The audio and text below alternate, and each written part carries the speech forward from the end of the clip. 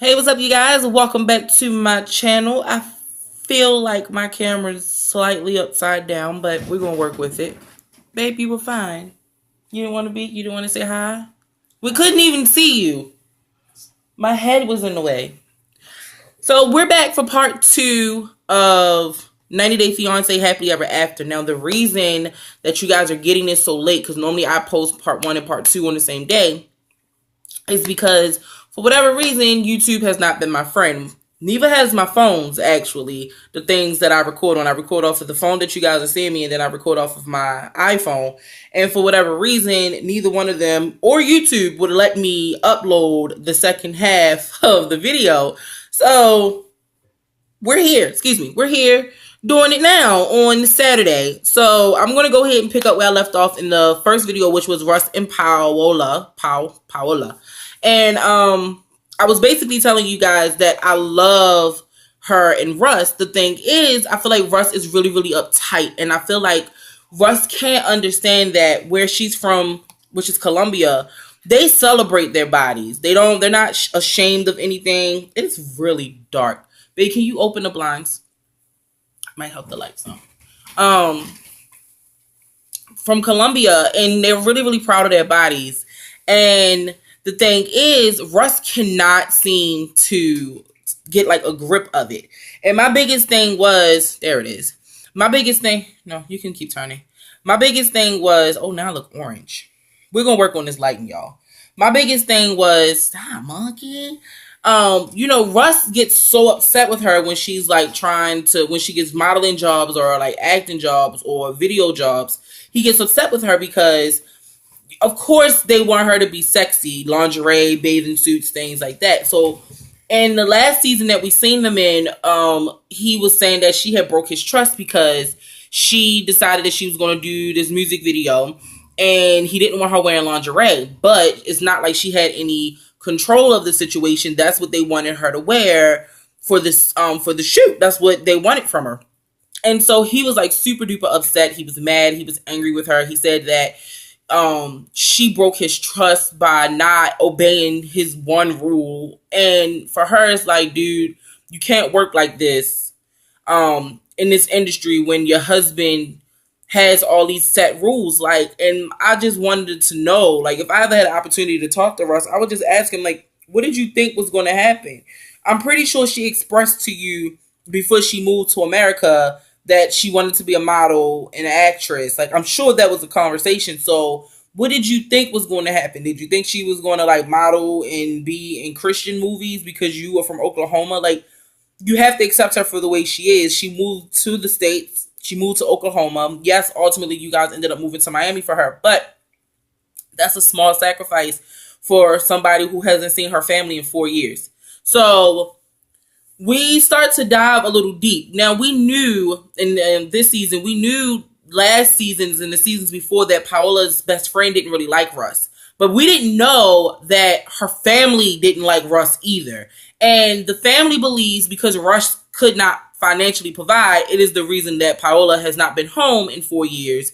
And her grandmother has cancer, and I think it's cancer on the brain. She has cancer and she's dying. So Paola's aunt calls her and she's telling her, like, listen, you need to get home because grandma's not doing too good. And go get your dad. Go get daddy. Your grandmother's not doing too good. You need to hurry up and get home. And so Paola lets Russ know that, my grandmother's sick and I don't think she has much longer. We have to leave.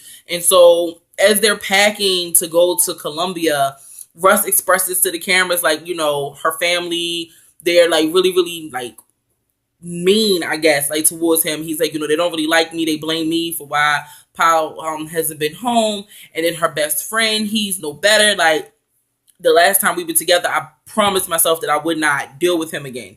And now I have to go home and we have to go back to her home and I already know what it's going to be. And so Russ is really, really hesitant to go. Like, he wants to go so she can say goodbye to her grandmother and he just wants it to be something loving. But we know that it's not going to be that way, because if her family already has like this animosity towards him and the best friend already has this animosity towards him, things never go the way we want them to especially in a time where it's a high stress situation. Somebody's dying, so it's a high stress situation, and they need to find somebody to blame.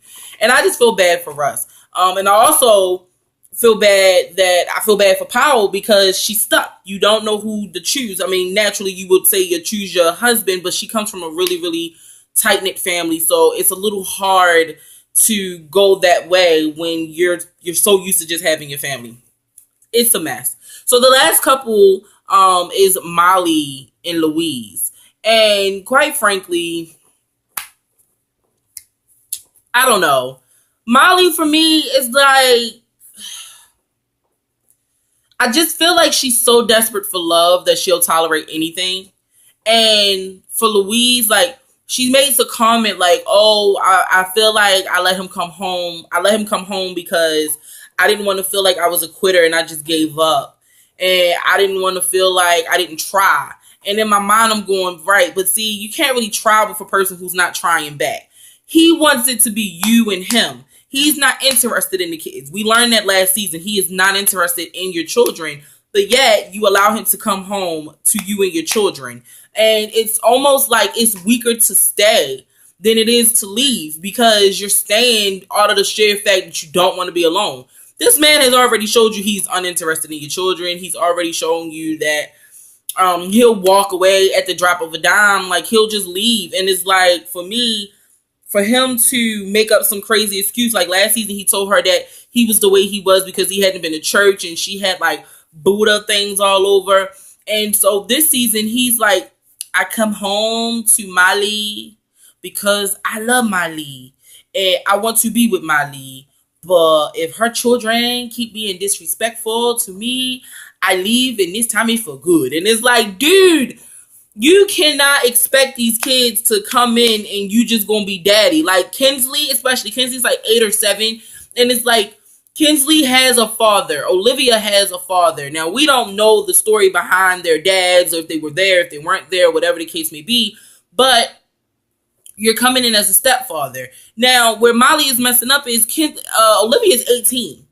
Molly, like, oh, and Lewis is like 25. So there's not like a huge gap. So these, like, there's like brother and sister. You know what I mean? So for you to think that your oldest child, who's an adult now, I mean, 18, you know, she's grown in the state of the law. I mean, whatever. But you expect her to do what with him?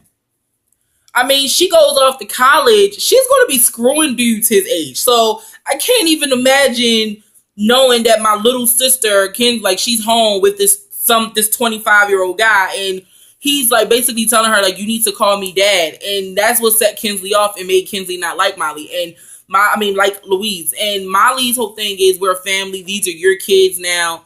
And he tells her, you were so rude to me. You were so angry to me. You were so disrespectful to me. And I'm just like, because she was defending her kids, because she wasn't going to let you talk trash about her kids.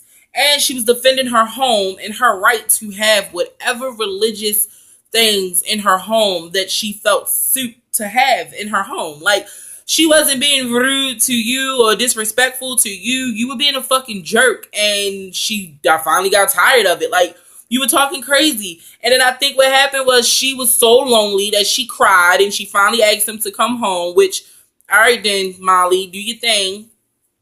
And now Louise is home and she's like, Louise does not work, but he can help me with the kids, like Kinsley, and he can help with the housework, and he can help out around the house. Like, he doesn't have to just sit around and be lazy. He can help with some things around the house and help me with Kinsley because he doesn't work right now.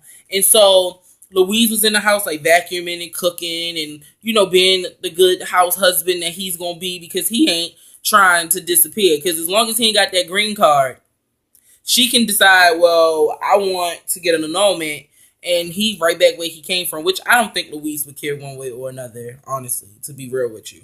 I don't know. Molly just comes off so desperate to me and so willing to, like, when there's my kids involved and you're not their dad, like,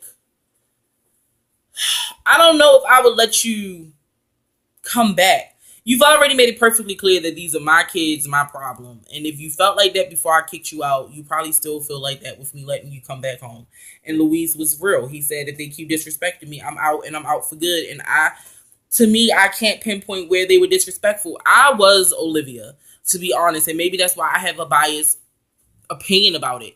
Because I had a stepfather and he was an asshole. And I was an asshole right back. Like, that was my personality as a kid towards him, because he came in and felt as if he was my dad. And I had a dad. Like, I had a father, and I knew he wasn't it. And so I would bump heads with this man. I mean, he wasn't 8 years older than me. He was way older than me. He was my mama's age. But it was just, I already had a family, and he came in, and he felt like because he had came in, he was able to just control things. And that's the way I see Louise handling. Like, I'm the man, so I'm gonna do what I want, and you're gonna fall in line. And it doesn't work like that in a situation. And I knew him.